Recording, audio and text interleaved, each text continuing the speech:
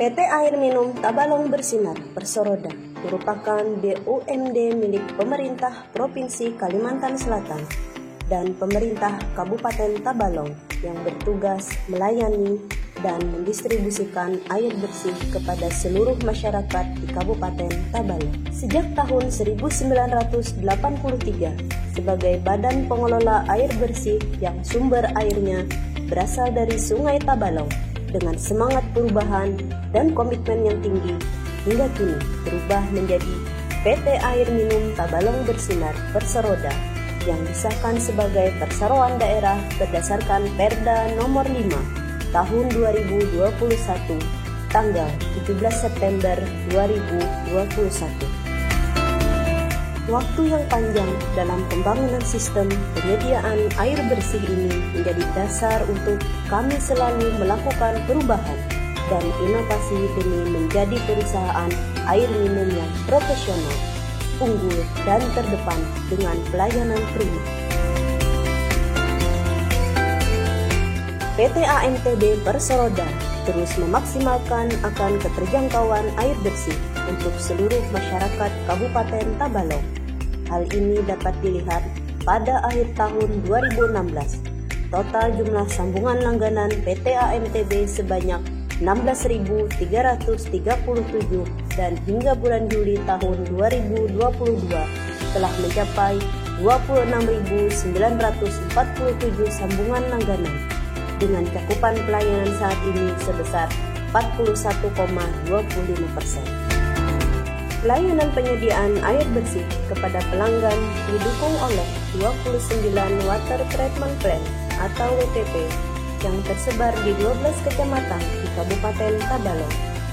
Dengan terus melakukan upaya optimalisasi dan kerja bersama serta menciptakan inovasi demi kepuasan masyarakat, PT AMTB bersama pemerintah Kabupaten Tabalong banyak melakukan terobosan baru, di antaranya dengan meningkatkan kapasitas pengolahan air, di mana pada tahun 2016 dari 430 liter per detik menjadi 660 liter per detik di tahun 2021. Penambahan jaringan perpipaan dari 356.106 meter di tahun 2016 hingga menjadi 501.290 meter pada tahun 2021. Untuk mengontrol kelancaran distribusi air bersih, PT AMTB telah memanfaatkan teknologi IoT, Internet of Things, untuk proses pengontrolan tekanan air di pipa distribusi dan daya yang dikonsumsi sistem perpompaan agar dapat memberikan respon yang sigap dan cepat dalam mengawasi distribusi air bersih kepada pelanggan. Bersama dengan SDM yang profesional, kami akan terus melayani, memelihara instalasi produksi, jaringan pipa distribusi, meningkatkan kinerja operasional, dan terus menurunkan tingkat kebocoran air dari 27,78% di tahun 2017 menjadi 24,88% pada tahun 2021. Dalam setiap produksinya, kami terus melakukan pengawasan kualitas air secara rutin sebagai upaya meningkatkan kepercayaan pelanggan terhadap kualitas air.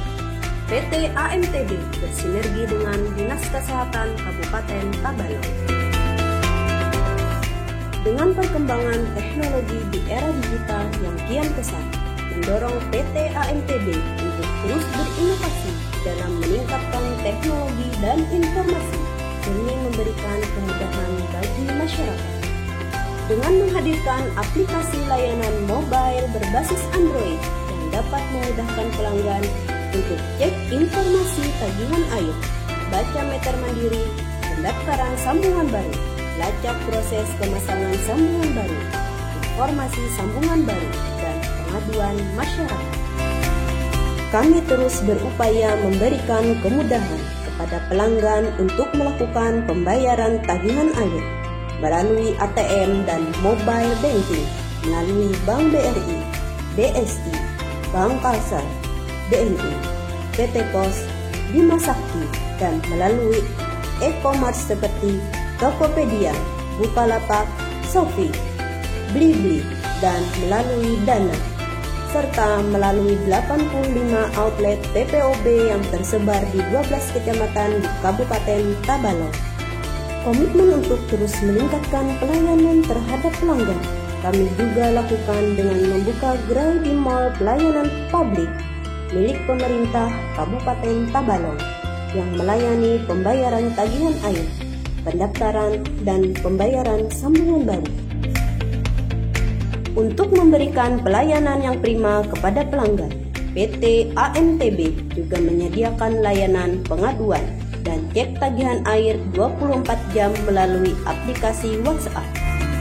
Kemajuan perusahaan dapat dilihat dari laporan hasil audit kinerja PT Air Minum Tabalong Bersinar Perseroda, indikator Kemendagri nomor 47 tahun 1999, di mana dari hasil audit kinerja, nilai yang didapatkan terus meningkat dari 53,11 menjadi 66,86 dan mendapatkan opini wajar tanpa pengecualian atas laporan keuangan PT AMTB oleh auditor, serta evaluasi audit kinerja yang dilakukan oleh Kementerian PUPR telah menyatakan PT Air Minum Tabalong Bersinar sebagai badan pengelola air bersih menempati peringkat kedua se-Kalimantan Selatan dengan nilai kinerja 3,47.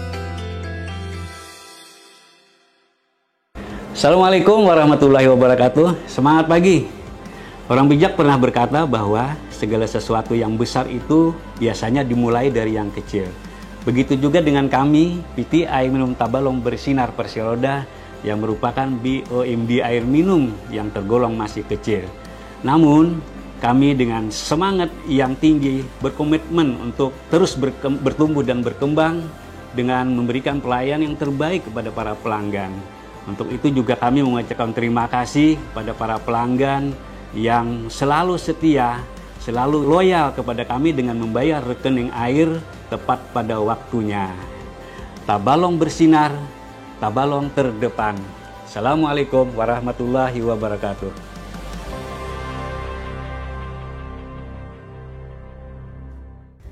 Assalamualaikum warahmatullahi wabarakatuh. Apa kabar pemirsa? Senang sekali dapat berjumpa dengan Anda bersama saya, Ergi Virgiati. Akan membantu pemirsa dalam program dialog. Adapun tema yang diangkat dalam dialog kali ini ialah penyesuaian tarif yang dilakukan PT Air Minum Tabalong Bersinar. Pada episode kali ini telah hadir dua orang narasumber kita. Yang pertama ada Bapak Abdul Bahid, selaku Direktur PT AM Tabalong Bersinar. Apa kabar Bapak? Narasumber yang kedua ada Bapak Yohani. Apa kabar Bapak? Selaku Komisaris PT AM Tabalong Bersinar. Baik, langsung saja sebelum ke Pak Yohani, saya ke Pak Direktur dulu ya. Iya, Bapak, mengapa PT Air Minum Tabalong Bersinar harus melakukan penyesuaian tarif? Baik, terima kasih ya atas kesempatannya ya, untuk dialog pada pagi hari ini ya. Terkait dengan kenapa nih harus ada penyesuaian tarif ya.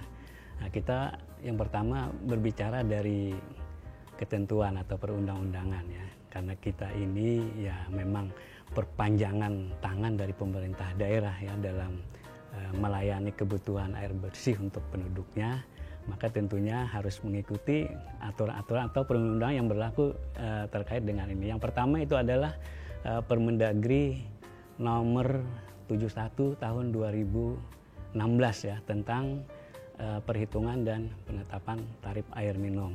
Nah, kemudian ada Permendagri yang terbaru itu Permendagri nomor 21 tahun 2020 ya. Sama, itu perubahan Permendagri nomor 71 tadi tentang perhitungan dan penetapan tarif air minum. Nah, kemudian ada lagi juga dari Gubernur, SK Gubernur tentang batasan tarif atas ya dan tarif bawah untuk tarif air minum PDAM yang ada di Kalimantan Selatan.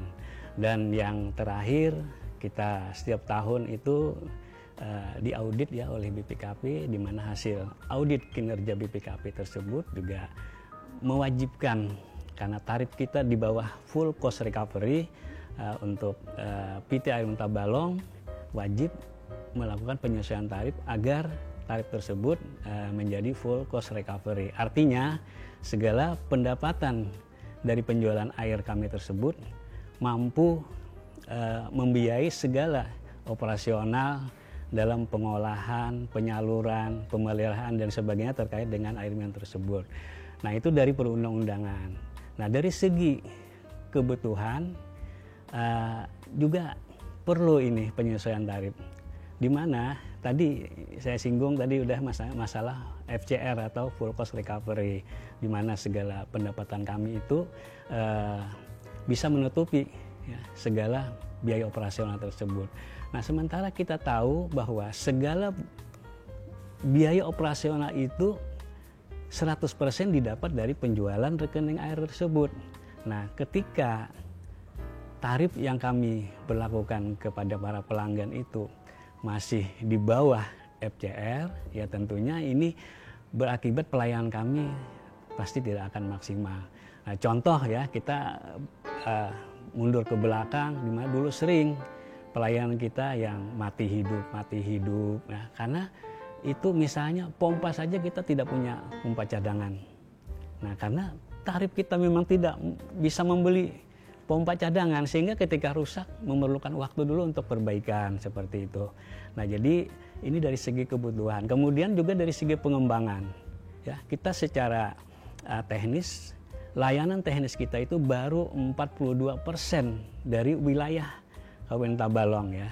Ya, mestinya kan itu minimal 80%, dan itu kan perlu biaya yang nantinya akan kami dapatkan dari penjualan air tersebut. Kami mampu untuk melakukan misalnya penyusutan aset, biaya penyusutan aset, dananya itu kan bisa untuk pengembangan tadi, termasuk untuk pembelian pompa dan lain sebagainya. Jadi kalau dari segi peraturan dan perundang-undangan sudah jelas, dari segi kebutuhannya pun kita memang bahasanya itu kan ibarat kita nih buka warung nih, jual kue modalnya 1.000, ketika dijual 900 apa yang terjadi? Pasti kan kita untuk buat kue lagi, kalau kemarin itu bisa bikin 10 kue, mungkin karena modalnya itu minim ya makin berkurang seperti itu. Tapi ketika kita jual 1.200 per bijinya ada kelebihan, ya bisa kita untuk meningkatkan tadi. Wah, kalau kemarin tuh hari ini 10 biji, mungkin besok bisa 15 biji kita bikin seperti itu.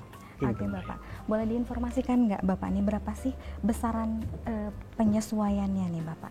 Kisaran tarif. Oke, masalah besaran ini masih kebetulan juga di sini ada komisaris ya Pak Komisaris. Nanti kami akan akumulasi dulu nih perhitungan yang pasnya seperti apa, supaya tarif yang kita berlakukan nanti tidak akan memberatkan terutama masyarakat yang berpenghasilan rendah. Jadi nanti ada semacam subsidi silang ya. Dan yang kami pastikan untuk tarif golongan tarif sosial itu tidak ada kenaikan. Kemudian yang masyarakat berpenghasilan rendah A1 dan A2 itu tarifnya itu insya Allah itu tidak seperti yang isi surat SK Gubernur tersebut. Itu kalau tidak salah itu batas tarif bawah itu 7.200 sekian rupiah per meter kubik. Nah, tapi tidak sampai seperti nanti ini akan dibantu oleh golongan tarif yang di atasnya dalam istilah subsidi silang seperti itu. Jadi untuk angka-angkanya masih kami formulasi dulu yang tepat seperti apa nanti supaya tidak memberatkan bagi masyarakat yang berpenghasilan rendah tersebut. Oke, baik Bapak. Kapan rencananya penyesuaian akan dilakukan nih Bapak? Ya, idealnya sih karena kita ini sudah mendekati akhir tahun buku 2022 ya, supaya ini juga nanti audit ketika awal tahun depan audit kinerja dari BPKP masuk, hal-hal seperti ini kan juga harus kita tindak lanjuti, walaupun nanti laporan rugi laba atau laba rugi ya kami itu misalnya belum untung misalnya, tapi minimal itu kalaupun rugi tidak terlalu banyak kayak gitu kan. Nah, jadi memang untuk masalah ini kita insya Allah kita akan lakukan step by step supaya ini pertama tadi tidak akan memberatkan masyarakat, kemudian tentunya juga kami akan sosialisasi dulu seperti yang telah lalu untuk 12 kecamatan yang ada di Kabupaten Tabalong ini kan satu persatu kita datangi, kita undang ya tokoh-tokoh masyarakat, para pelanggan itu untuk melakukan diskusi, kemudian sosialisasi tentang rencana penyesuaian tarif ini. Jadi mudah-mudahan tahun ini juga bisa terlaksana seperti itu ya. Iya, Bapak, upaya apa saja yang telah dilakukan oleh PT AM Tabalong Bersinar dalam rangka peningkatan pelayanan pada masyarakat nih, Bapak? Baik, kalau masalah upaya ini juga ketika kami tahun 2020 ya ada sosialisasi rencana penyesuaian tarif ini, masyarakat itu hanya satu ya, permintaan. Dia tidak ada masalah sebetulnya penyesuaian tarif ini. Masalahnya adalah pelayanan. Dulu PDAM ya, sekarang PTAM Tabalong Bersinar itu harus ditingkatkan. Nah, dan berdasarkan dari hal tersebut, bahkan jauh sebelum itu pun kami juga sudah melakukan upaya-upaya peningkatan pelayanan, karena ibarat apa, orang-orang dulu itu bilangnya mana duluan telur sama ayam. Nah ini susahnya juga ini, mana dulu penyesuaian tarif sama peningkatan pelayanan. Ini satu hal yang tidak bisa kita pisah-pisah, dua-duanya ini jadi satu gitu kan. Nah sehingga kami sebelum ada penyesuaian tarif ya memang tugas kami itu melakukan 3 hal ya dalam hal peningkatan pelayanan ini. 3 hal itu yang lebih kami kenal itu dengan istilah 3K ya. Kualitas, kuantitas, kontinuitas. Nah ini terus kami tingkatkan. Kalau dulu ya, mohon maaf, awal saya di sini dulu, saya sendiri pun ketika pengen mendapatkan jatah air tuh jam 2 malam mesti bangun, nyolok mesin air gitu kan. Syukur-syukur juga dapat gitu. Kadang-kadang jong ya, nggak ada airnya, sehingga perlu minta diantarin mobil tangki gitu. Nah ini kan terkait dengan kuantitas dan kualitas itu kan. Nah dulu orang walaupun cuman berapa jam dalam sehari dapat air udah senang gitu kan. Nah kemudian airnya ini masalah kuning-kuning dikit ya enggak jadi masalah, yang penting ada air gitu kan. Nah kemudian masalah kontinuitas itu kan. Nah kontinuitas itu tentunya sederhana sekali bahasanya, pelayanan prima itu. Ketika orang buka air, keran air, kapanpun, jam 2 malam, misalnya jam 3 malam, airnya keluar, airnya bersih, kemudian jumlahnya cukup. Itu konsep pelayanan prima itu sangat sederhana sebetulnya, tapi untuk melaksanakan itu luar biasa gitu, karena ini tidak semudah membalik telapak tangan itu. Nah kami 3 hal ini terus kami upayakan, termasuk aduan-aduan masyarakat. Kita lihat malam hari pun kalau ada pengaduan kebocoran gitu kan, kita akan selalu turun ke lapangan, minimal sedini mungkin dulu kita tangani. Nanti kalau kebocoran itu cukup besar, baru kita lanjutkan besok pagi. Ya memang kita akui banyak kekurangan kami, termasuk pengaduan masyarakat itu tidak semuanya bisa langsung kami tindak lanjuti, karena kami juga punya keterbatasan terutama untuk personelnya ya, sehingga kami dalam melaksanakan penanggulangan kebocoran itu memerlukan skala prioritas. Biasanya itu pipa yang besar yang kita dulukan kan, yang kebocorannya itu tingkat kebocorannya lebih besar, itu yang kami dulukan, sehingga kadang-kadang terkesan kebocoran yang kecil itu lambat penanganannya gitu, seperti itu.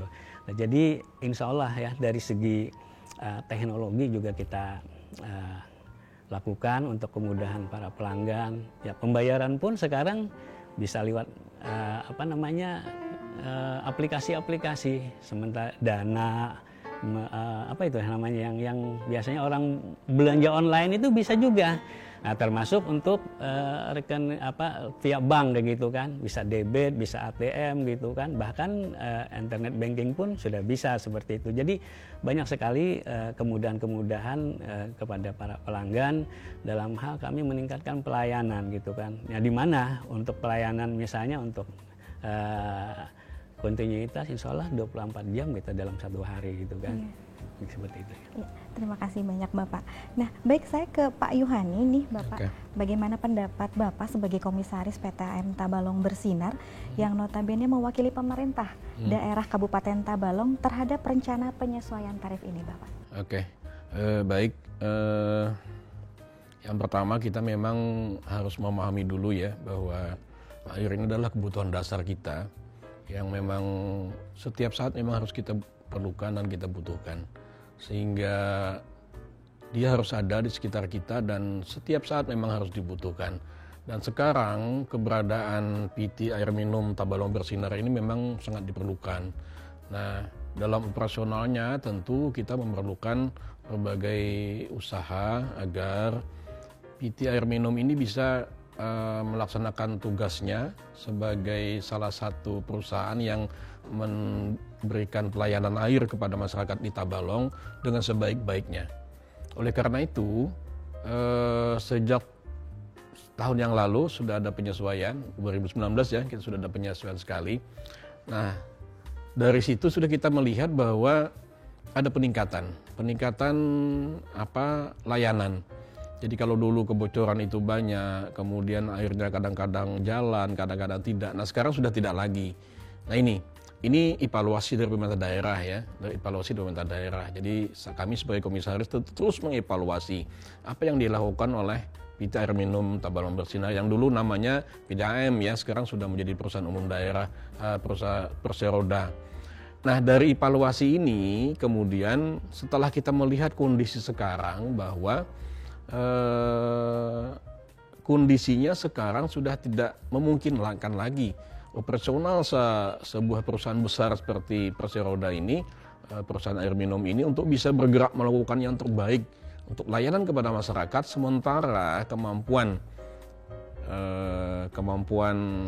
keuangannya terbatas. Nah, tentu oleh karena itu pada saat mereka menyampaikan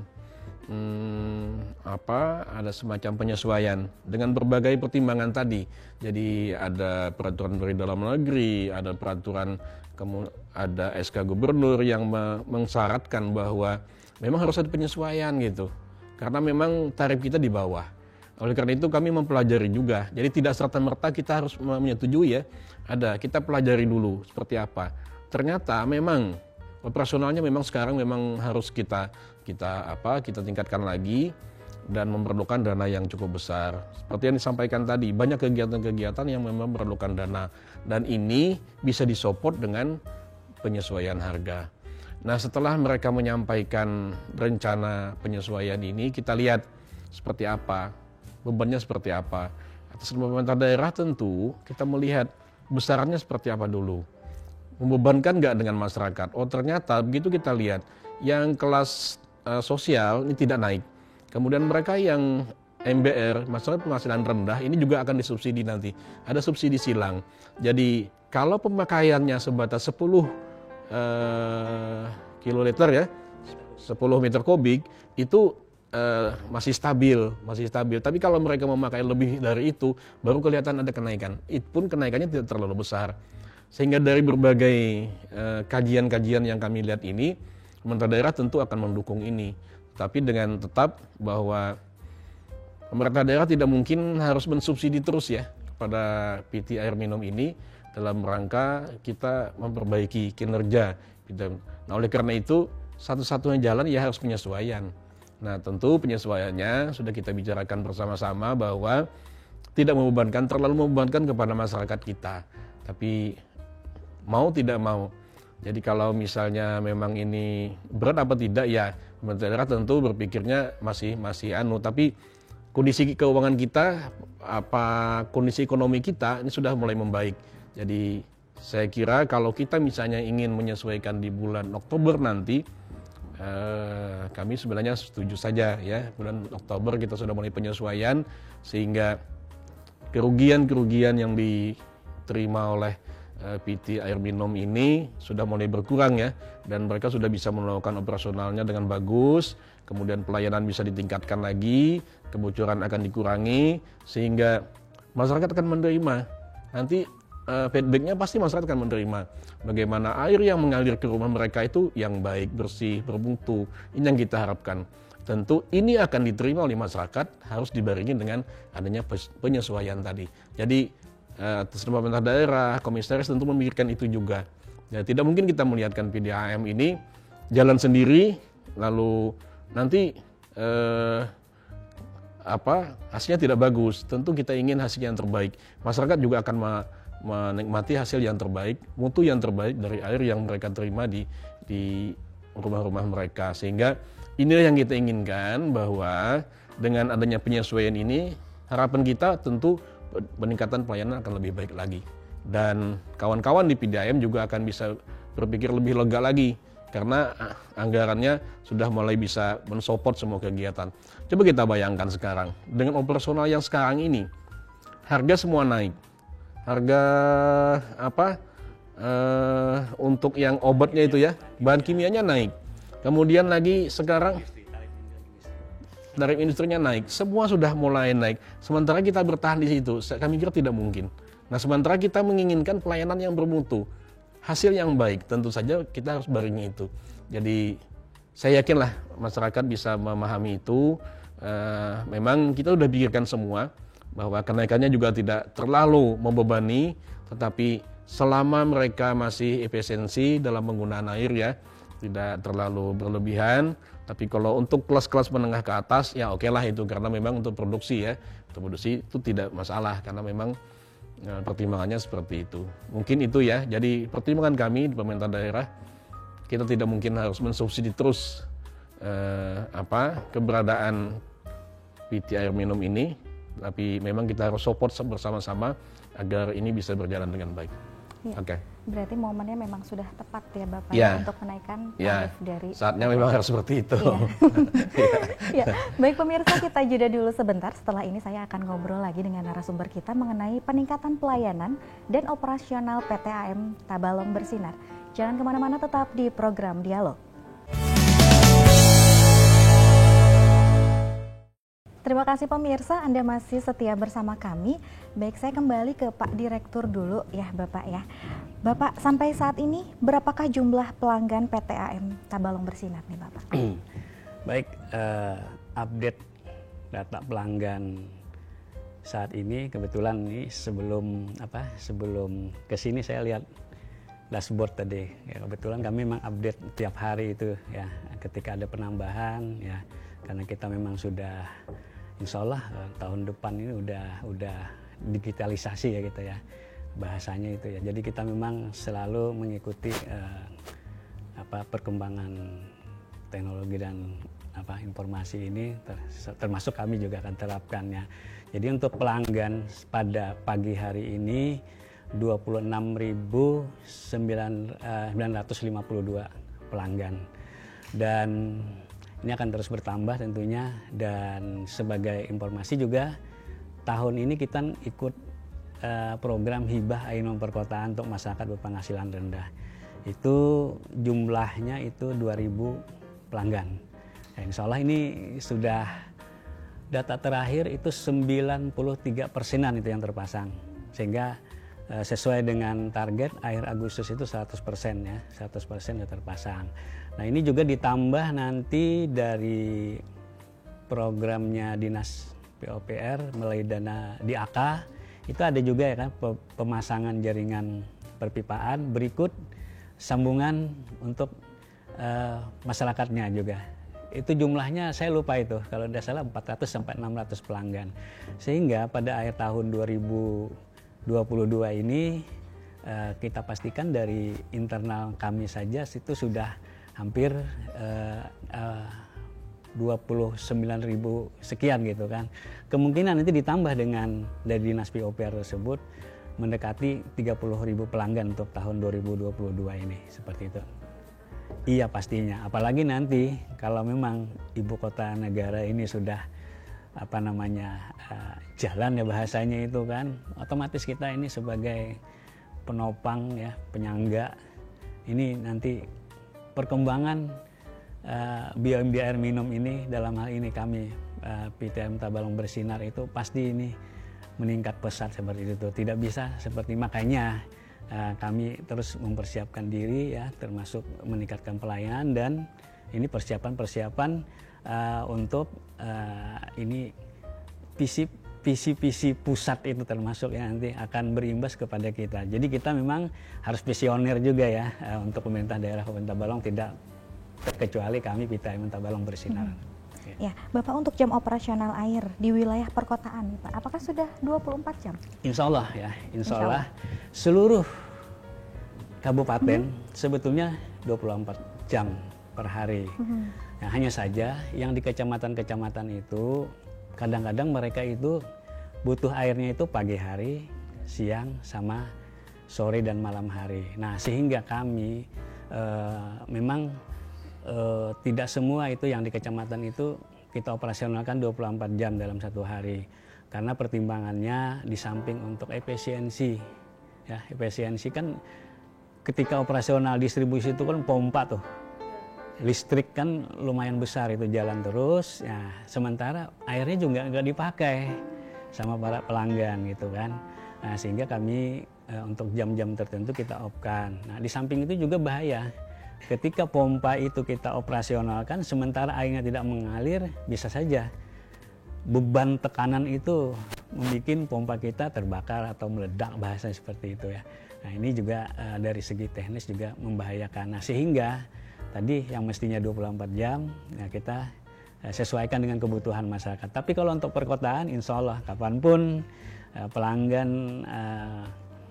yang membutuhkan buka air tengah malam pun airnya mengocor. Bahkan sekarang itu banyak para pelanggan itu yang komplainnya gini, kebanyakan bayar air ini, nah, tarifnya naik apa enggak itu kan. Nah, setelah kita bantu telusuri ternyata itu mereka misalnya tandon nih, karena air sekarang kan kita nggak pakai mesin lagi naik tandon itu kan, cukup deras, sehingga ini kadang-kadang di tandon itu ada otomatis itu kan nih penutupnya, itu rusak, airnya merembes terus. Nah, itu kan meternya juga muter terus gitu kan nih.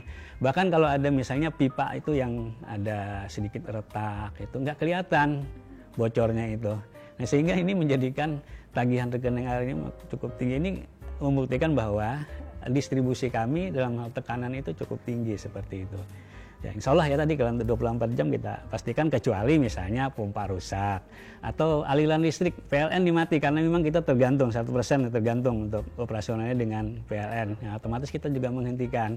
Atau misalnya tadi ada kebocoran untuk daerah tertentu kita tutup dulu daerah tersebut, sehingga yang memerlukan waktu beberapa, mungkin 1-2 jam atau lebih, itu kan sesuai dengan tingkat kesulitan penanggulangan kebocoran tersebut. Nah, seperti itu ya. Bapak, untuk sumber airnya ini diambil dari mana nih Pak?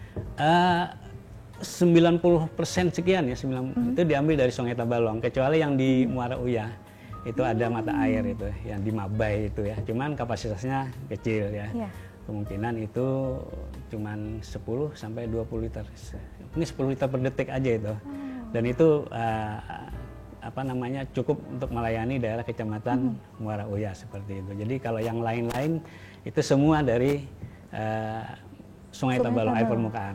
Nah, Bapak, bagaimana sih proses pengelolaan air yang awalnya itu keruh lah Bapak ya, dari Sungai Tabalong itu sampai menjadi air bersih yang layak digunakan oleh masyarakat nih Pak? Ini panjang ceritanya nih. Nah, jadi gini, yang pertama dulu air baku itu kita secara berkala kita ambil sampel, kita lab ya. Nah, jadi untuk menentukan ini komposisi bahan kimia yang kita pakai seperti apa, karena tidak jarang kalau asal-asalan itu proses nanti pembuatan pengolahan air itu gagal, karena misalnya airnya kekeruhannya misalnya tinggi banget gitu lah. Nah, jadi selain berkala, kadang-kadang juga melihat kebutuhan. Kalau misalnya hari hujan nih, habis hujan kan biasanya kekeruhannya luar biasa itu, kayak kopi max itu kan nih. Nah, itu juga walaupun misalnya jadwal pemeriksaan sampel itu belum sampai, kita periksa dulu. Nah, setelah itu yang awal itu kita sedot dulu. Air dari sungai kita sedot. Nah, kemudian dalam proses menuju ke pengolahan air itu ada yang namanya proses prasedimentasi. Artinya dia udah mulai pengendapan gitu kan, pengendapan awal. Nah, sambil kita injeksi dengan bahan kimia, koagulan. Ya, bahan kimia koagulan ini yang kita pakai ini adalah PAC powder, ya, sama tawas. Nah, PAC powder itu bahan kimia untuk produksi air itu yang paling mahal, karena dari semua 13 kabupaten kota yang ada di Kalsel ini, kayaknya yang paling berat itu untuk pengolahannya Tabalong. Kita lihat aja musim kemarau, mestinya airnya jernih itu di sungai, tetap keruh itu. Sehingga kalau kita pakai bahan kimia yang lain itu tidak bisa kita produksi gitu kan. Nah sehingga ini memerlukan juga cost yang sangat besar. Nah setelah kita injeksi ya dengan bahan kimia tersebut, masuk ke instalasi pengolahan air. Nah, dikenal yang lebih kami kenal dengan istilah IPA, instalasi pengolahan air. Nah di sana itu melalui proses yang pertama itu flokulasi. Itu pengendapan benda-benda yang tidak bukan pengendapan, pemisahan benda-benda padat yang tidak larut di air, ya, seperti tadi lumpur, tanah, atau misalnya ada plastik dan sebagainya. Nah setelah itu proses kedua itu melalui sedimentasi ya. Sedimentasi ini pengendapan. Jadi setelah kita sudah pisahkan tadi ya, yang benda-benda yang tidak larut, benda-benda padat yang tidak larut di air tadi, nah kemudian pengendapan yang istilahnya sedimentasi. Nah ini biasanya pengendapan itu yang kita endapkan itu adalah lumpur dan tanah tadi, yang memang sudah ini sudah terpisah tadi kan nih, mulai berkurang, tapi tetap kita ada sedimentasi. Nah kemudian setelah itu ada proses yang namanya filtrasi, penyaringan. Nah penyaringan ini melalui itu air ini kita masukkan melalui pasir silika, atau mungkin istilahnya dikenal pasir bangka, itu yang besar-besar itu kan, putih itu kan. Nah setelah melalui itu baru ini filtrasi, kemudian ini di lab lagi ya. Hasil ini kan sudah air jadi gitu kan.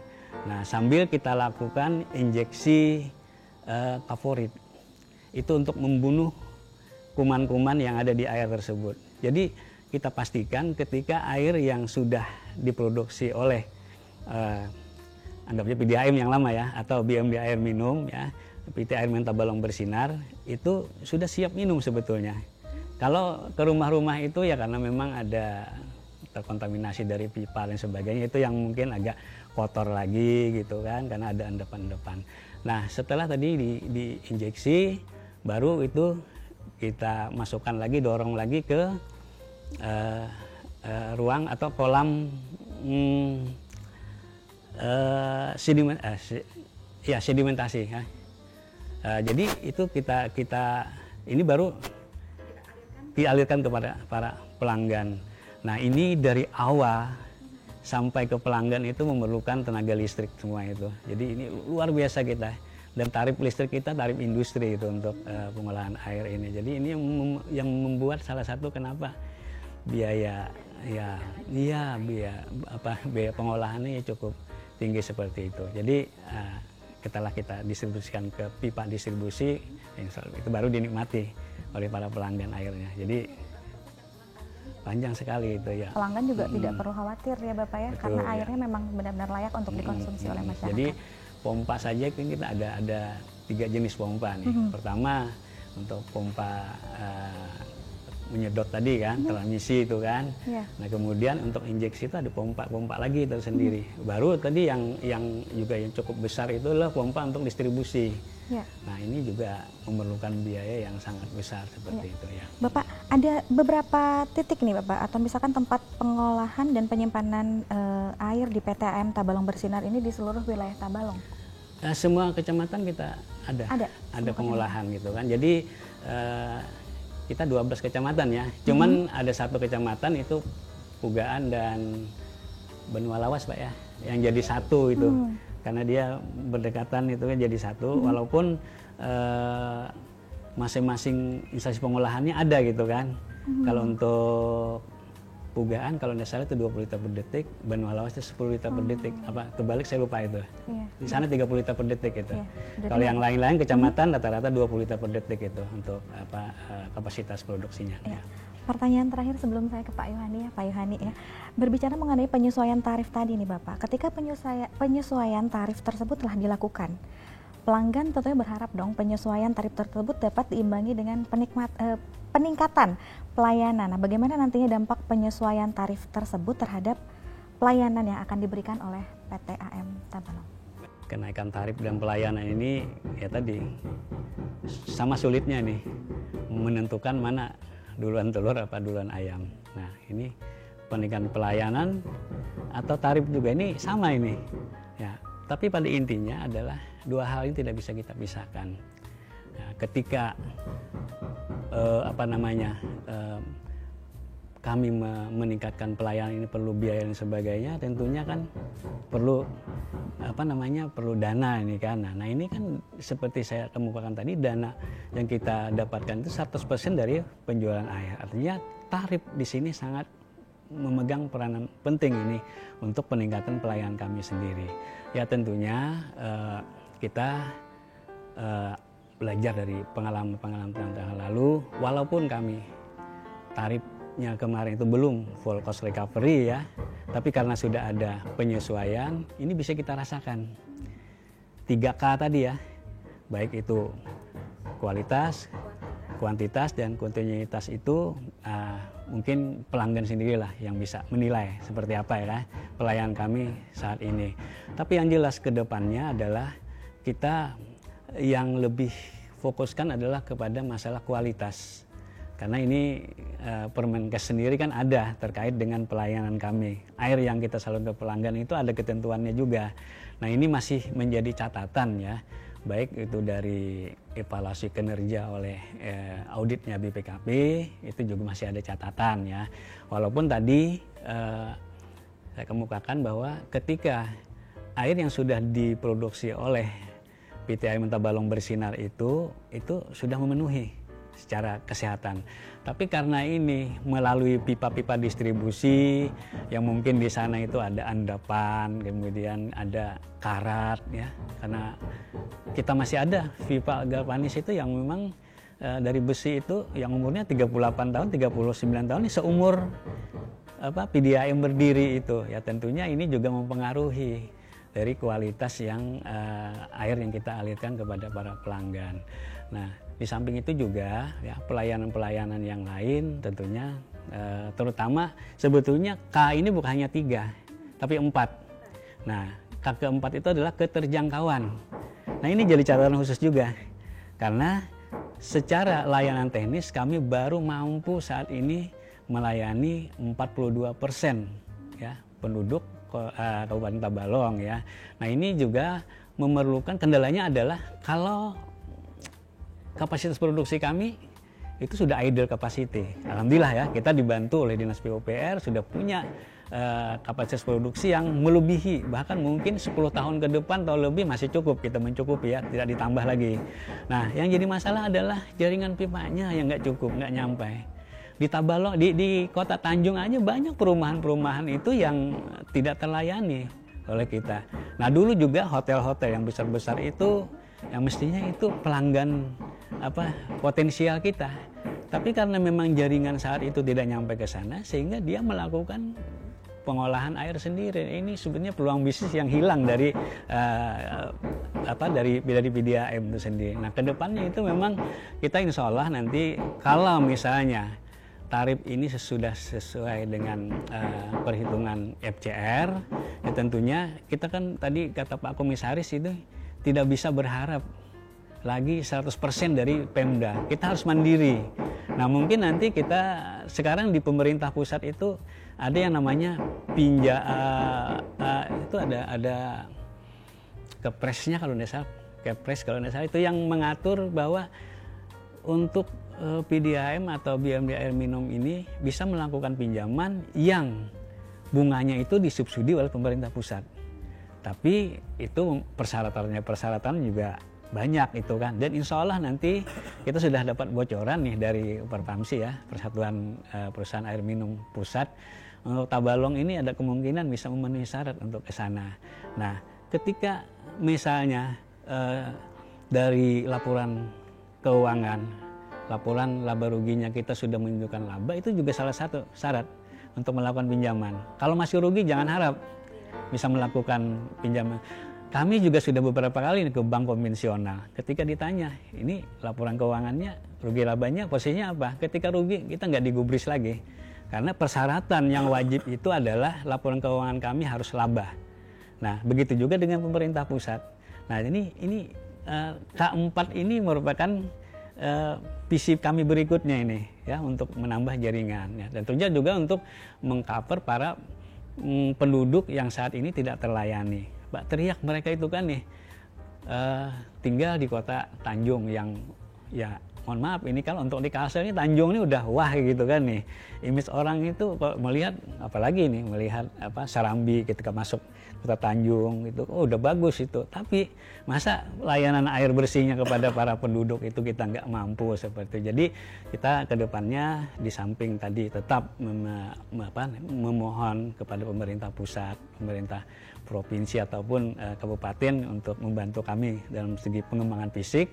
Nah, kami juga secara mandiri berusaha tadi tentunya misalnya dengan melakukan kontak berbasis angsuran misalnya ya, barangkali ada pihak ketiga nanti kan nih oke, kita membangun pipa nanti pembayarannya diangsur. Nah, ini kita bisa mengangsur kalau kita punya profit, kita punya laba gitu. Kalau enggak istilahnya harga yang kita terapkan ini masih rugi, tidak mungkin itu mau ya, orang nggak mau gitu. Begitu juga bank-bank termasuk tadi pemerintah pusat gitu kan, nggak akan mau membantu kita mensubsidi bunganya kalau kita dinilai untuk mengembalikan pinjaman wajibnya sudah tidak mampu seperti itu. Iya. Jadi ini memang bisa kami sampaikan. Iya.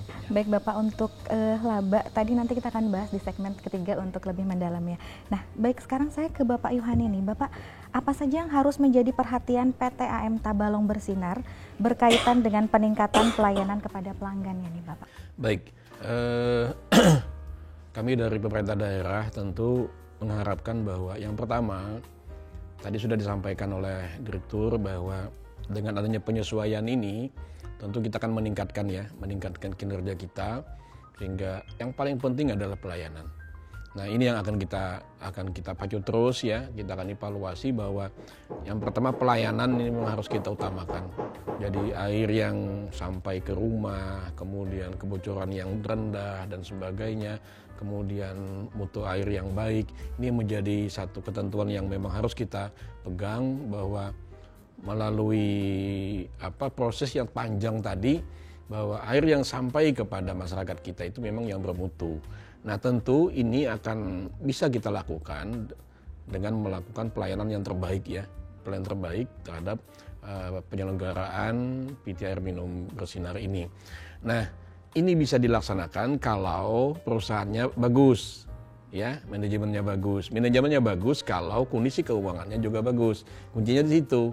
Nah, oleh karena itu kalau tadi ada penyesuaian dan penyesuaiannya itu memang dari berbagai segi gitu, sudah kita lihat analisisnya dari berbagai kita lihat bahwa kondisi keuangan kita, pertumbuhan ekonomi kita, inflasi kita masih stabil ya. Di bulan Juli kita masih 0,04, artinya paling rendah di Kalimantan.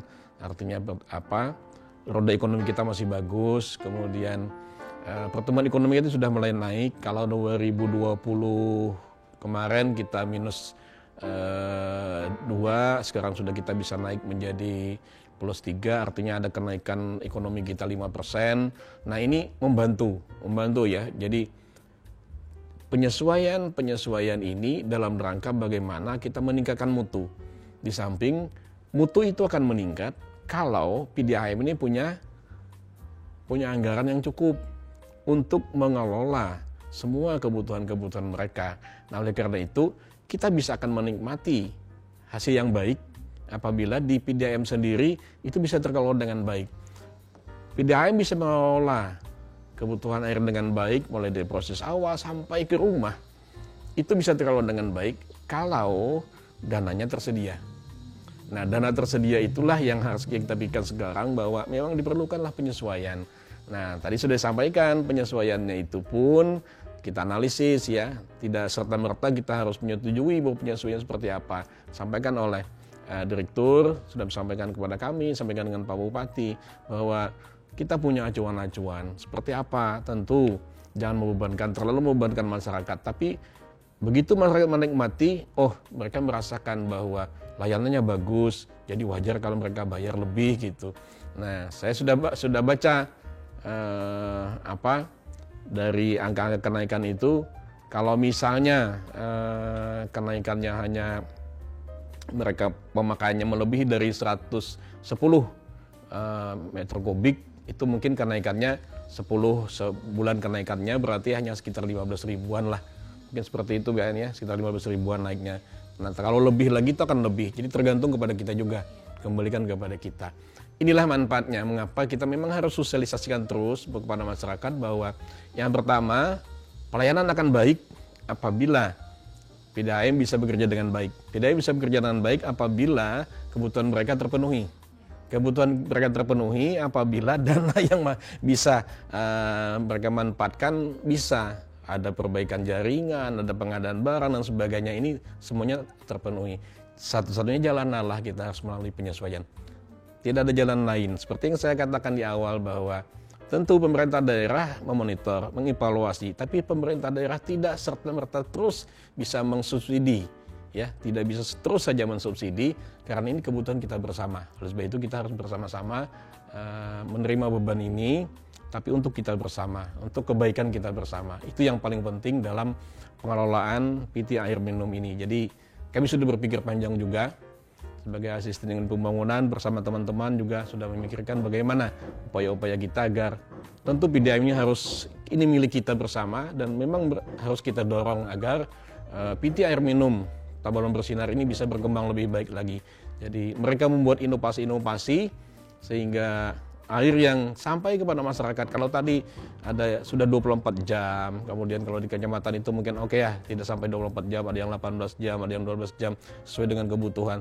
Tapi itulah kebutuhan dan kita melihat bahwa sekarang sedikit ada kebocoran, mereka sudah siap siaga untuk memperbaiki dan sebagainya. Jadi sangat minim sekali sudah ada kebocoran-kebocoran yang ada di mana-mana.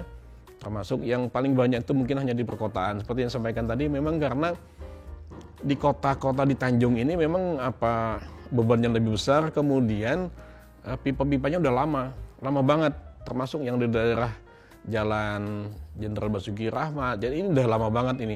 Ini malah pipanya bukan pipa pipa yang dulu yang bisa berkarat itu. Nah ini juga perhatian kita bersama nanti. Bagaimana agar pipa ini akan kita ada revitalisasi perpipaan sehingga pada saat Masjid As-Siratal Mustaqim itu selesai, kita juga sudah bisa mensupport air dengan baik di sekitar situ sehingga masyarakat kita juga bisa menikmati dengan baik lah. Yang paling penting memang pelayanan kepada masyarakat tentu akan menjadi satu kebutuhan yang utama bagi kita, apalagi kalau kita sudah melakukan penyesuaian. Dan sekali lagi saya katakan bahwa penyesuaiannya ini masih di bawah, belum mengikuti keputusan gubernur.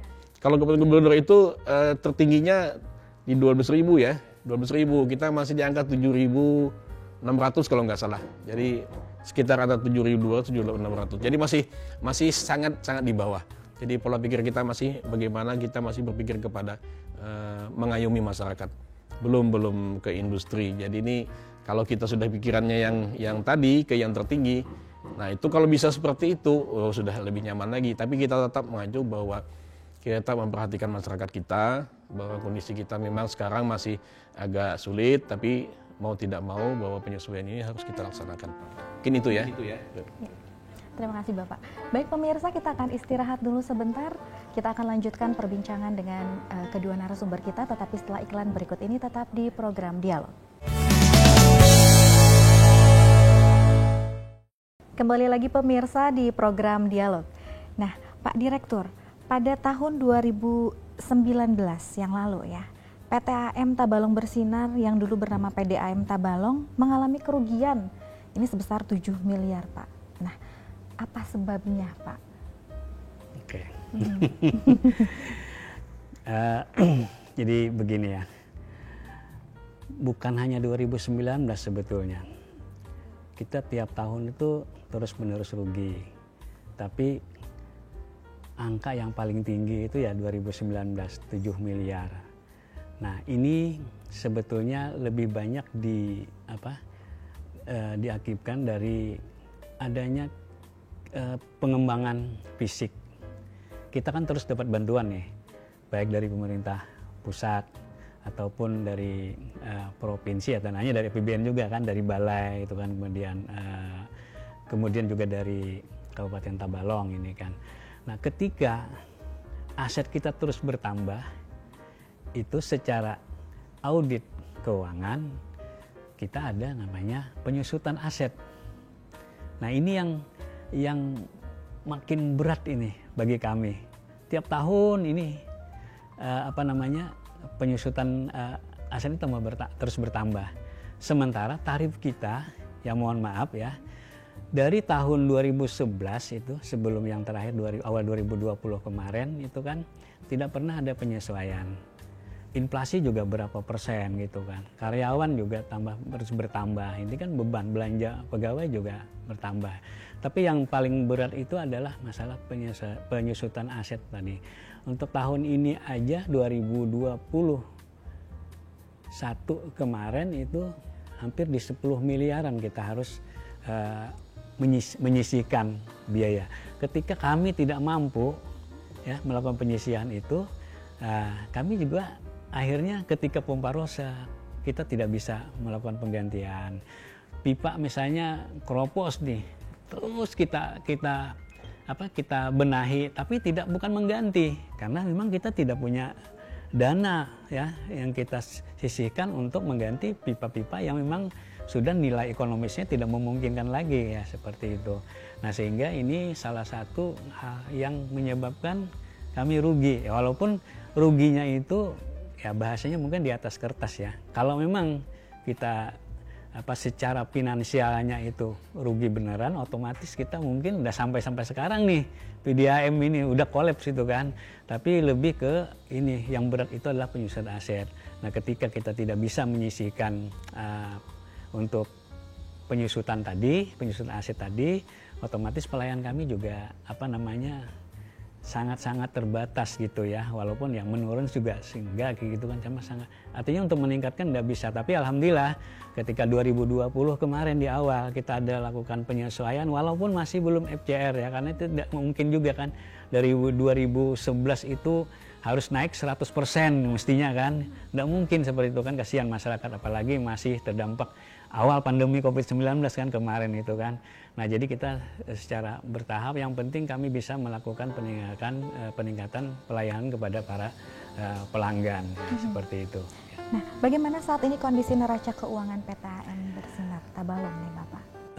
Insya Allah ya untuk tahun 2021 kemarin kita laporan keuangan walaupun tarif masih belum full cost recovery, tapi secara keseluruhan kita sudah masih ada laba.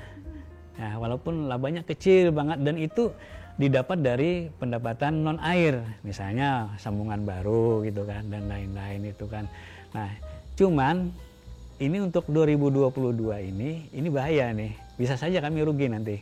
Karena ketika kami menjalankan program hibah ayunan perkotaan sebanyak 2.000 pelanggan, otomatis itu biasanya yang harusnya ini pelanggan ini mendaftar dan membayar kepada perusahaan PTAM Tabalong Bersinar ini, karena dia ini masuk program hibah ayunan perkotaan itu secara gratis, artinya tidak ada pendapatan non air lagi bagi kami ini yang signifikan.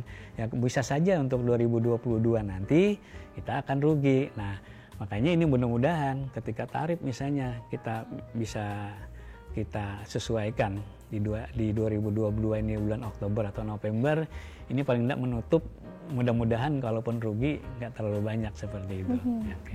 Ya, Pak Yohani, bagaimana nih Bapak, saran Bapak agar PTAM Tabalong Bersinar ini tidak mengalami kerugian bahkan dapat memperoleh laba nih Pak? Oke, jadi begini, memang dari awal ya kita sudah